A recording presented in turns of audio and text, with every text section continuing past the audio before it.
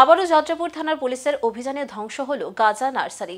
বুধবার ভোরে গোপন খবরের ভিত্তিতে জাগুরিয়া ছড়া এলাকায় বেশ কয়েকটি গাঁজার প্লট কেটে ধ্বংস করে পুলিশ। এ নিয়ে চলতি মরশুমে তৃতীয় দফায় গাঁজা ধ্বংস অভিযান চালানো হলো।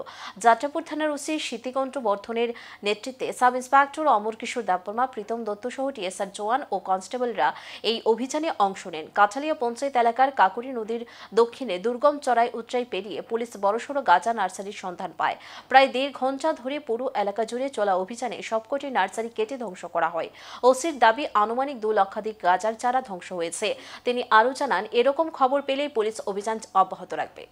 আজকে সকাল থেকে আমরা কাটালিয়া সাউথ পাড়ার দিকে একটা খবর পাইছি যে এখানে কিছু নার্সারি, যে গাঞ্জার নার্সারি করা হয়েছে।